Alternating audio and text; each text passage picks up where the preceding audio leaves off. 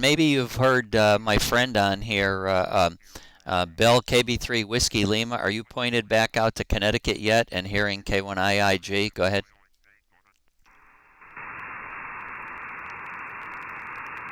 No, give me that way. Okay, Steve, would you mind hanging in here right now just for a little bit? And we're going to have KB3 Whiskey Lima from FNO2. He's just 25 miles north of me, so you shouldn't have to touch up your antenna. But he'll be moving his antenna back to central Connecticut, and I'm sure you'll be able to say good morning to him as well. It's a nice grid for you to work if I know you're in the contest, and FNO2s aren't always that plentiful from Connecticut. So KB3 Whiskey Lima is a good one to look for. KB3 Whiskey Lima, have you got your antenna out east yet? Over. Yeah, I think that's about where it ought to be. K1IIG, K1IIG, KB3WL, Kilo Bravo 3 Whiskey Lima, over. Yeah, fine, KB3WL, K1IIG, a nice signal. Name's Steven, FN31, running about an S4, solid signal, just not quite as strong as Stan, but you're in here, go ahead. Roger, very good. Got you about an S7 to an 8 Fox November 02. Good signal this morning, over. Yeah, how much power are you running out there, go ahead? About 500 out into an M2 12, over. Yeah, okay, I guess Stan's got a couple dB on you there, but yeah, I copy you fine. Very good, K1IIG. Very good, solid signal. We'll look for you in the contest, thanks. I'll be on. I will be too if things hold together. Yeah, matter of fact, my next station to work on is the 903 station. It needs a driver radio. Stan, I'm hearing them just fine. Go ahead. Okay, well, I knew you would. Bill does a good job, and you do as well. So its only problem is getting lined up. That's the only problem, is getting lined up in the contest.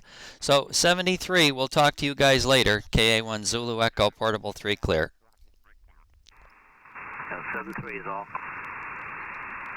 He came through here fine, no problem. For some reason, I've got some kind of a hassle with 432. I've been working with it all weekend, trying to get a new radio worked in there, but right now I've got a problem with the relays. I'll keep at it, I'll get them eventually, but I don't know what the problem was, over. Yeah, some relays that they can stick and everything. I actually still have something sticking out there. I know Chris worked on it, and now I've got a sticky relay that's in another amplifier chain, and it kills the western stuff. All right, I'm going to move my antenna up to VE3. Mike Lima Mike. Bob is listening for us. Over. Okay, very good. I'll follow you. 73.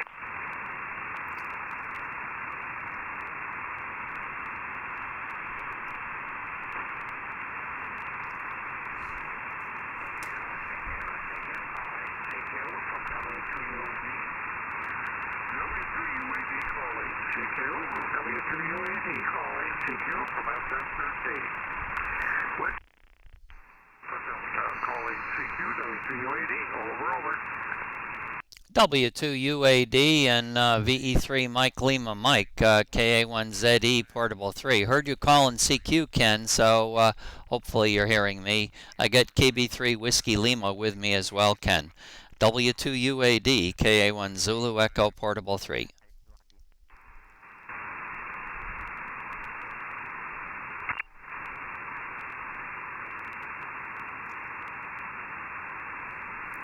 VE3 Mike Lima Mike. Didn't hear Ken come back to me. KA1 Zulu Echo Portable 3. KA1 Zulu Echo Portable 3. Okay, Stan. No, I didn't hear Ken come back either. Lots of rain up here. I think things are getting saturated. The trees are all wet and not getting out very well. So top of the morning, Stan. And 719 this morning at FN04, VE3 AMLM. Okay, very good. QSL on the 719 for VE3 Mike Lima Mike. And KB3 Whiskey Lima's in here as well. W1COT had an explanation. He said there's an upper level low pressure, and he thinks that's messing up propagation this morning. So might be, Bob. Over. Okay, well, I heard Bob and I heard Jay coming from Connecticut. I got Jay, but I didn't get Bob, so who knows? And a difficult copy on Ken. Real difficult over Lake Ontario. He went as high as S3, but that was a QSC peak and not constant, so we had a real difficult time yesterday, didn't make it, and today we made it. It was difficult, so propagation's acting up for sure. I don't know what to say. Something's amiss, that's for sure. Anyway, appreciate the show, Stan. Glad to see you got your receiver transmit received back, and you just never know. Watched the National Geographic yesterday, and really interesting. It was a 6-part series called Year Million, and stunning picture of life in the deep future, when we're all simply uploading our brains into the internet on a cloud and pretty well living there in cyber. Not very interesting to me.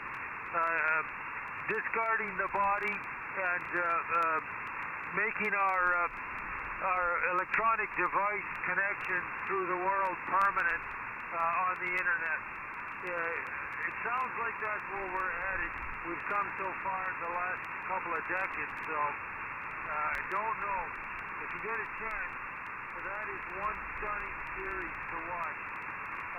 KA1 Zulu Echo Portable 3 VE3 MLO.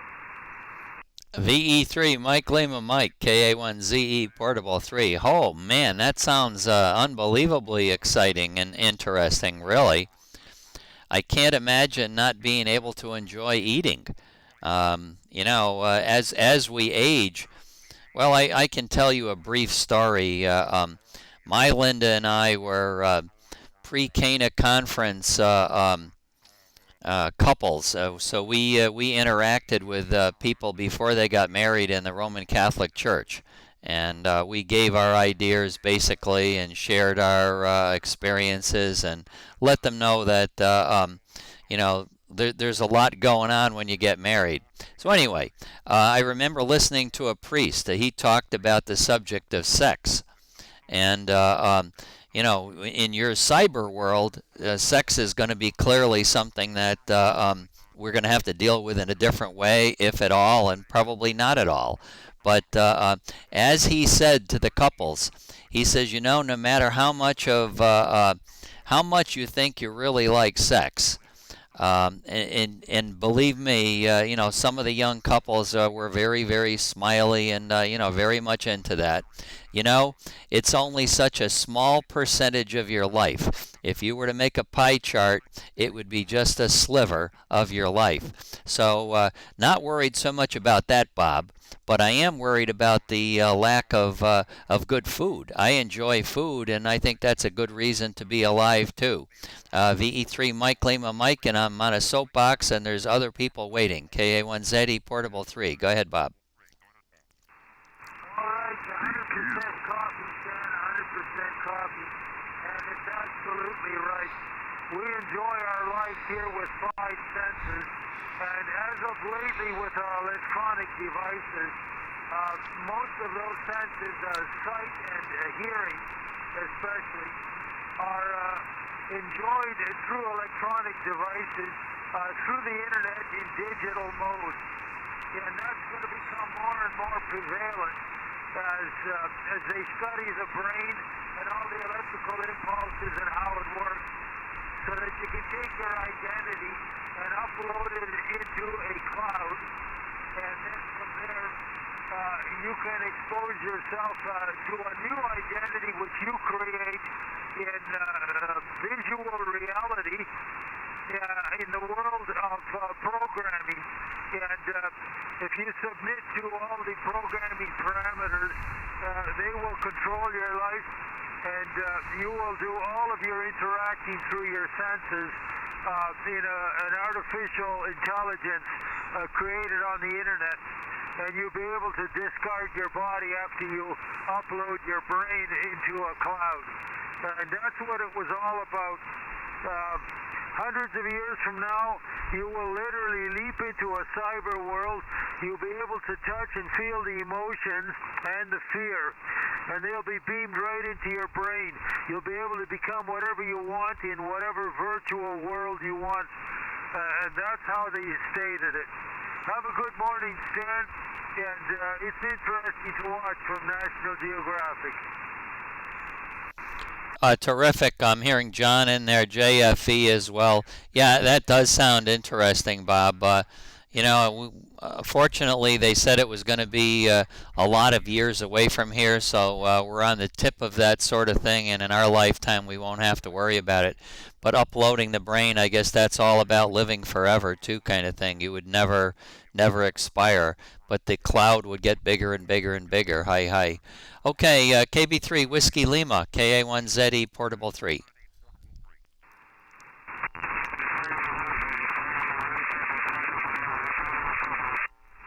KB3WL, FN02, got you, Bill.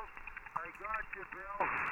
Please copy Fox Nancy 04, FN04, and top of the morning. KB3 Whiskey Lima, Victor Echo 3, Mike Lima, Mike.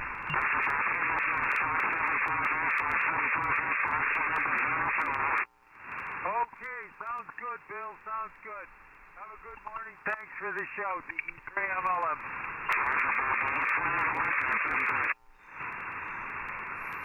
Good morning. 3JFP FN04.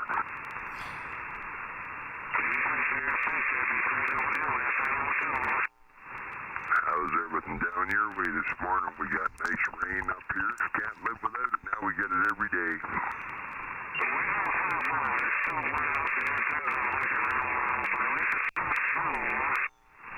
Oh, well, it gives the birds a place to sit up there, right?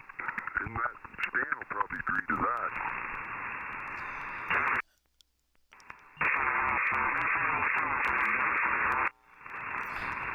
Oh, I don't think I'll be on any contest, but we'll see what happens. Okay, John. John, you'll be on. You'll be on to give a couple of your friends a point. You know, we talk about putting another bean in the pot. It's very important this weekend that you put as many beans in as many pots as you can do. Over. Well, we'll see what happens there. Yeah, make some bean soup or something. How are you this morning, Stan? VE3JFV. Bob's talking about putting stuff in the clouds now. Holy jeeper, he has a hard time catching Ken in the morning, let alone sending them up there. Oh, yeah, I'm concerned, too. I heard Ken calling CQ, so I answered as CQ, but he did not hear me. So why don't we see if Ken is listening right now. Ken, I'm sure you're listening to somebody. It may be north, it may be south, but W2UAD, KA1ZE Portable 3. KA10 Echo Portable 3. I was listening to you, but I guess I didn't swing my beam fast enough when I heard you. Things are a little erratic today. It's just the way it is. But I've got some questions on your contact you had the other night, if you got time, W308. Oh, I got a lot of time. Ken. So shoot your question at me. Over. Was it really at 2 a.m. in the morning? Wait a minute. Was what at 2 a.m. in the morning? It was 6:08 on the log, as I recall, GMT. Okay, wait a minute. You looked at my log, and I had you logged at 6:08. Is that what you're saying? This was on the DX net, DX site, and I think he was in Oklahoma. Okay. Yeah, that was 6:08 in the morning. That was well, I'm not sure whether what how the times are. If it's my rover log, I may have done that all afterwards and just entered call signs, etc. But I worked somebody in Oklahoma pretty recently. I worked a whole bunch of stuff, and I've been doing it from about 6 o'clock in the morning or 5:30 in the morning, and I usually get all of those guys out of the way before 8 o'clock, Ken. Okay, I thought that it was GMT, in which case that would be 2 a.m. in the morning. That was one thing I was wondering about. And I guess as far as it goes, was the E strong enough to be workable for people that were around? Okay. Oh gosh, we're really. I'm confused, Ken. I'm totally confused. I've been not working any E's, but working meteor scatter. But there was somebody this morning that commented from Oklahoma. Maybe that's what it was. It was somebody commenting this morning that they heard one of my meteor scatter QSOs. It sounded like E because it was so long. It was so long in duration. Where were you reading this again? Over. This was on that DX site. What do you call it? Where you have the DX log, and it was listed as an E opening. That's why I was wondering, you see, was it really an E? Because we haven't had many of those this year. Not this location. That's what I was wondering is if it was an actual E or so forth and what mode it was in. But if it's meter scatter, I take it that would be, we'll say, very short time E's, right? That's about what it was. Okay, I have not seen that. I have not seen that.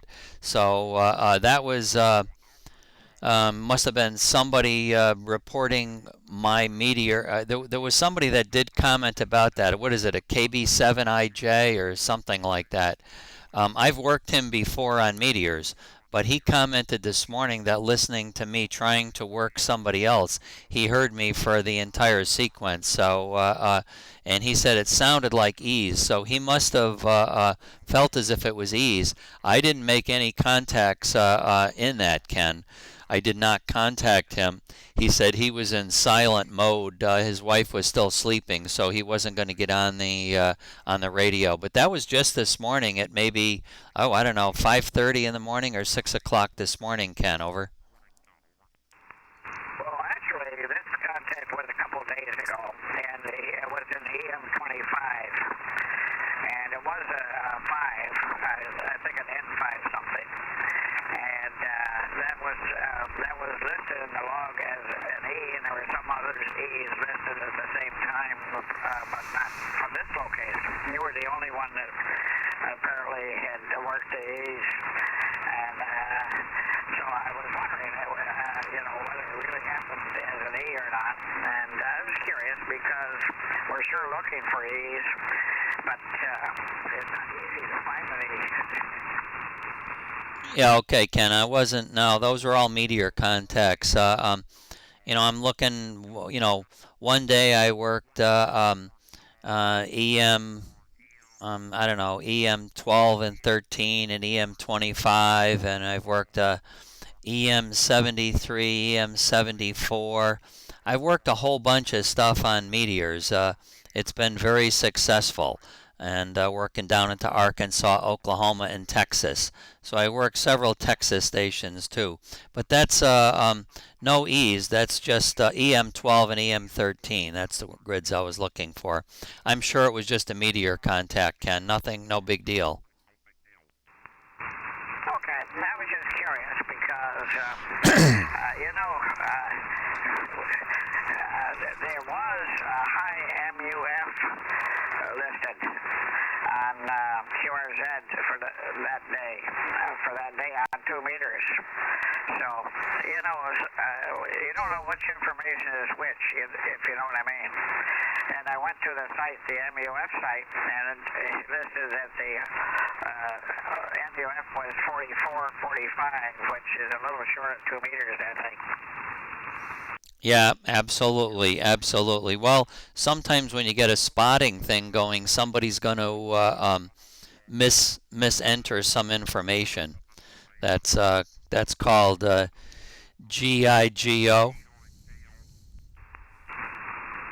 Yeah, I guess that's why I just wanted to ask you, for the reality of it.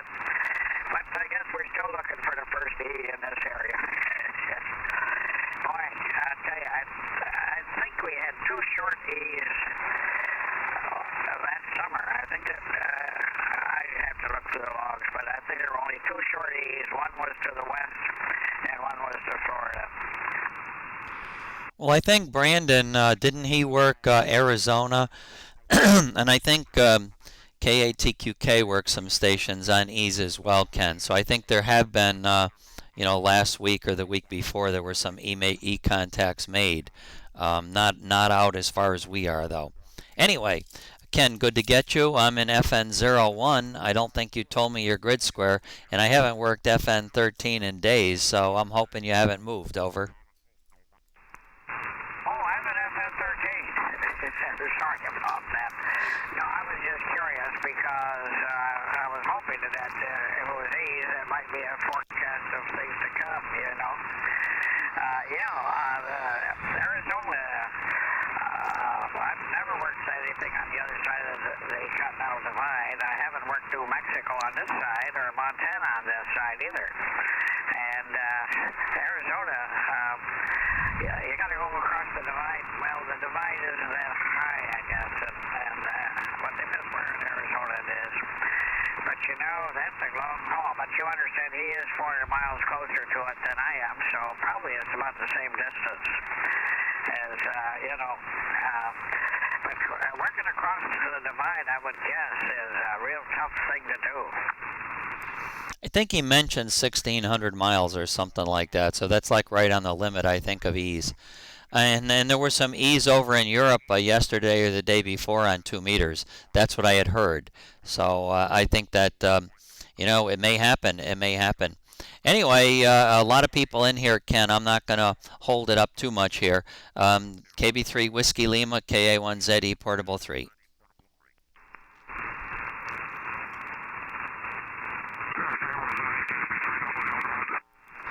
Okay, Ken was looking at us. I don't know if you want to catch him before he goes away.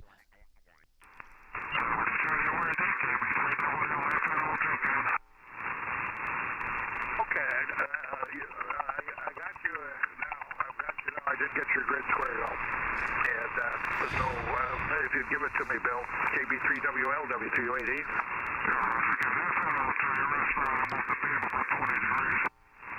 That makes a whole heck of a lot of difference. You got a good. I'm at FN13. Nice signal. I guess it'll continue for a while. By Friday, I think it's supposed to start, so we might get some decent conditions come contest. Well, I hope so. And it certainly hasn't been much like June so far, has it? Between the weather changes, one right after another, I think that the weather is, shall we say, all over the place, but the propagation is all over the place as well, up here, for me anyway. So, Bill, it's good to hear you. Good to hear you. And I assume you're still in FN02? Maybe the sun will come out sometime today.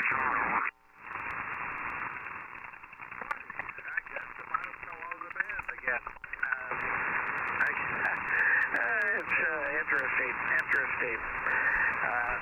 So, I guess you didn't hear me, Bill.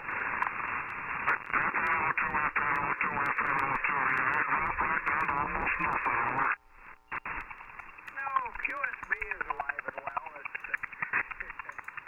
They're not. I thank you, Bill. I thank you. We're way up, and this was the same up north.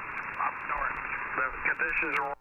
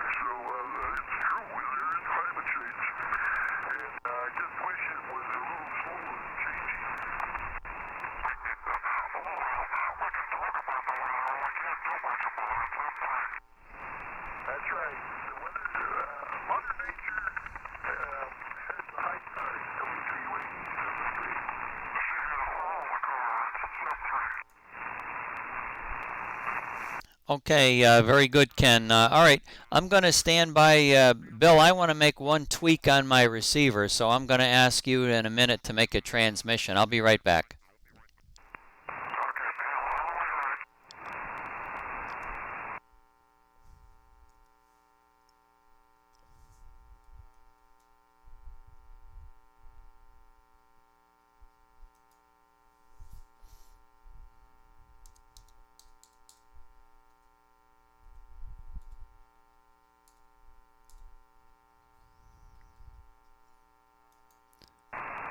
KB3 Whiskey Lima, KA1 Zulu Echo Portable 3. Let me see what this sounds like. Over.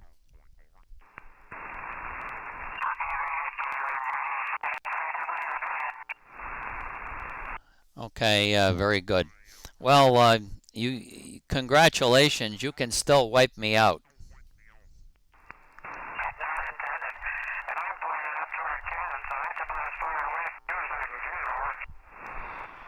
Just there's not as much attenuation off the back of the antenna. But bottom line is I'm pointed at you. I think that's the difference. I'm going right across you.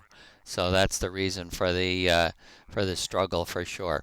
All right, very good. And we'll say 7-3 to you. And I think you've talked to the guys up there.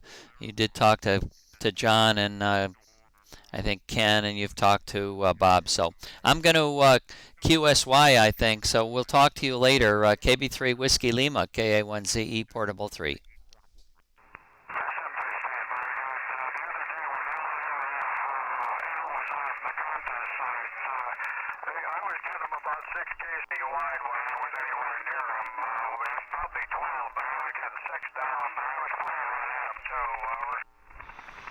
Yeah. Okay. Well, it's for me, it's all receiver end. It's got nothing to do with anybody else's signal. You know, I may have to have Chris put the other receiver in there. There's another receiver that handles strong signals a whole lot better than this one here. This one here stays on frequency, so I can leave my receiver and know exactly where my receive channel is.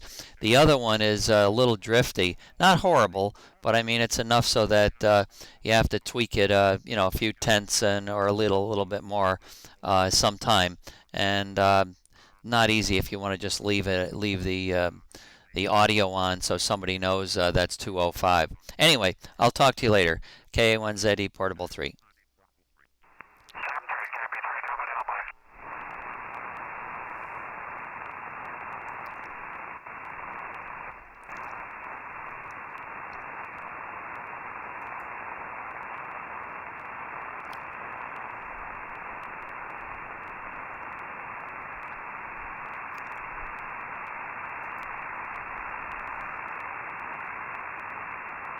KB3WL, Fox November 02, listening.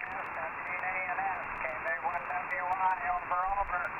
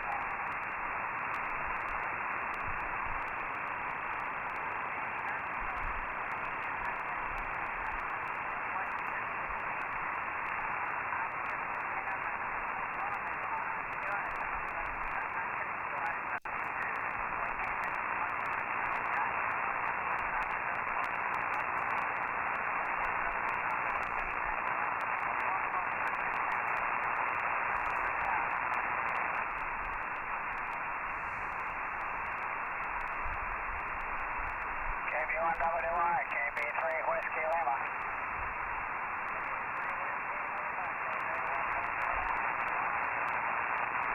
Good morning, Fox November 02, over.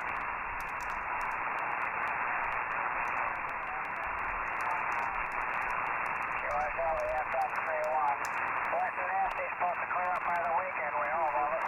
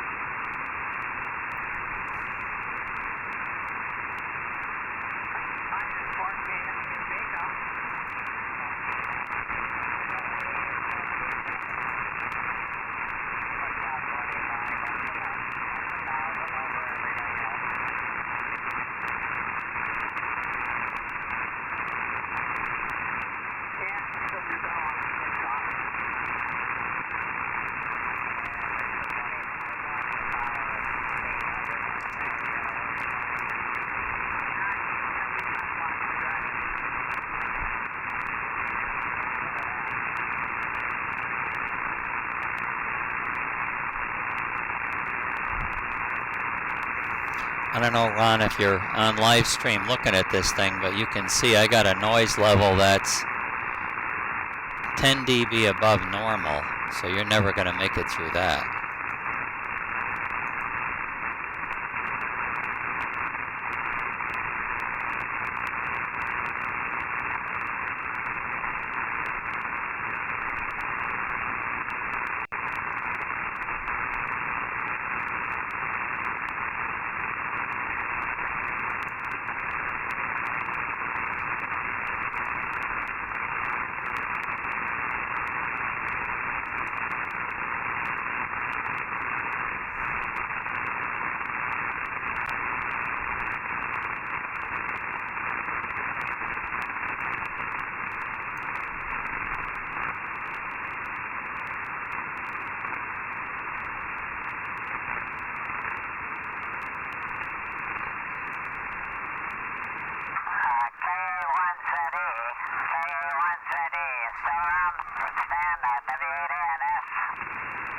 Yeah, W8ANS. I'm still here, Andy, and I thought Ron might be on out there, but I can't hear anything out there really. I've got such a huge noise level.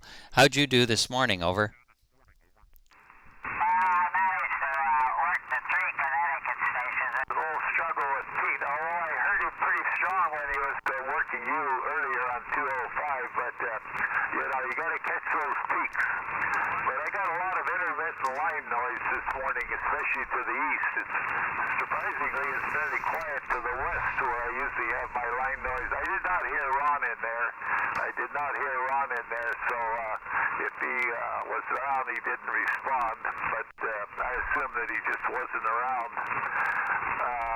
Yeah, a lot of line noise this morning. First, it's windy here and 58 degrees, overcast, so it's not the best weather. I got a question for you there. You checked the beacons, I believe. Do you pick up the WD4 GSM beacon down there in Echo Mary 86? I haven't heard that for a long time. I don't know whether it's just my receiving conditions here or whether I'm hearing you, Ron. on the air, but I assume it's just that I can't pick them up anymore. And I don't pick up the W3CCX beacon anymore either, so I'm a little bit concerned about that. KA1ZE, W8ANS. Okay, Andy, I'm hearing W9ZIH on there right now on CW, but I haven't heard the WD4 GSM beacon either. But that's not a beacon that comes in very well for me. It really is right down there in the noise. It's got to be a pretty good condition. And as far as the CCX beacon, I wondered the same thing. I haven't been up there looking, but that was real strong up on 300 there for a while, and lately it hasn't been on either. So I think the beacons just are off the air. There's another one that's on 287 that is an EN72. I'm sure you won't have any problems hearing that one, Andy, over. Yeah, I picked that up quite readily. Okay, well, that information you gave me on those 2 beacons makes me feel better. Because I just been concerned about the antenna situation here, the system, wondering if it's, going downhill that much. Okay, I'll let you go.